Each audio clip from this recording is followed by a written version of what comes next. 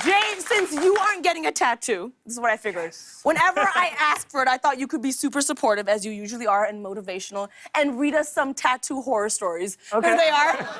Humble, should we get into it? Let's do it. Let's do it. Let's bring out the stuff. We're doing it.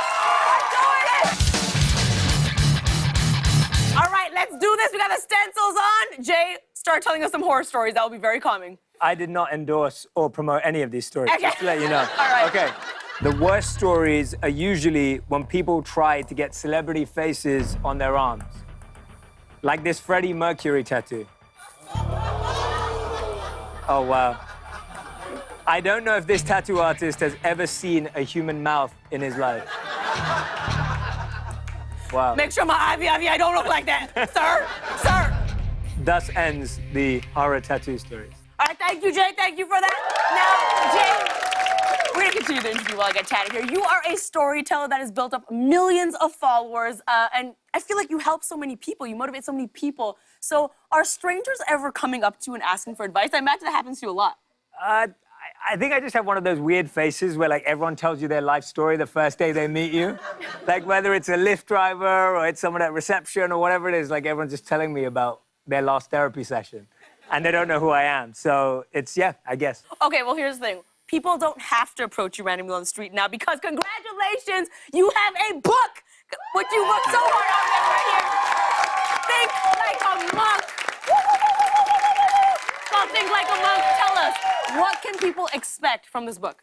Well, you know, I think right now, like, if you wanted to play basketball, you'd probably go learn from LeBron James. If you wanted to learn how to perform, you'd go to Beyonce. If you wanted to learn about business, you'd go to an incredible CEO. So for me, if you want to learn how to master your mind and find peace and purpose every day, there's no one better than monks. And that's why the book's called Think Like a Monk, because I believe that we could all find some peace and purpose in every single one of our days.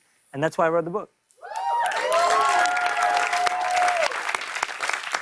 Well, Humble, you've been quite busy because you seem to be doing all right. You wrote not one but 2 books as well. Well, where do you find the time? Where do you find the time? You release Unlearn and Things No One Else Can Teach Us, writing 2 books in 1 year. That's crazy. Are you insane? Why? How? Tell us about them. Well, pretty much I hang out with Jay a lot and I take a lot of notes. I filter out the accent and then that's pretty much my book. But yeah, you know what? I write about all the mistakes I make and I make a lot of mistakes. And I write about what I learned from those mistakes. And I have about 17 more books in me, just from all the dumb things I do, like tattoos on television. So, Jay, I'm sure you get this a lot, and I apologize in advance. I think the first time I met you, the first little while, I was like, Jay is a monk. Jay cannot laugh. I cannot tell jokes to Jay. Jay doesn't have Instagram. Jay doesn't use social media. Jay doesn't have a phone. But that's not correct. Do people have this idea of you? Yeah, I think the first time we met, you were like... To be fair, I was trained to do that to all brown people. No, but seriously, yeah, I think you definitely had that perception. And then I came over to do one of her Christmas collabs, the amazing Christmas collabs. And we came over to do one, and then she was trying to get me to play this character. And I said to her, oh, I feel like you're getting me to do... Any Simpsons fans in the house? Woo! Yeah? So I said to her, I feel like you're getting me to do this Troy McClure voice. Everyone remember Troy McClure? So I said to her, shall I do the Troy McClure voice? Hi, I'm Troy McClure. That's great! That's great! You did it! And she was just like, oh my God, you love The Simpsons too. So that was like a moment where she realized... I was like, you're allowed to watch TV?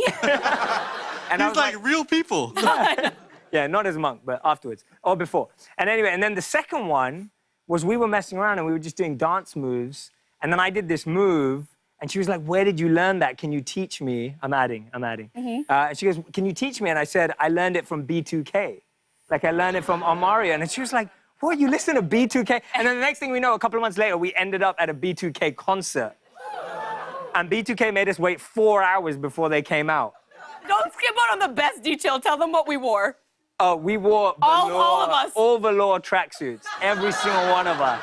We had matching still velour have it. tracksuits. Mine's like this plum color, right? Like, just really loud. Anyway, so we went, and then we saw one song, and then me and my wife left. Lily and the rest of her friends to watch the whole show. Because you're a monk, you see? He had to go to bed early. I had to See? go to Am I bed wrong? after watching B2K. Am I wrong? Yeah. How you doing? She's doing great. This is amazing. That's it, you're done. That's it, we're done? You're done? Oh my God. I did it. Should we reveal? All right, y'all ready for the reveal? You ready? Here we go. 1, 2, 3.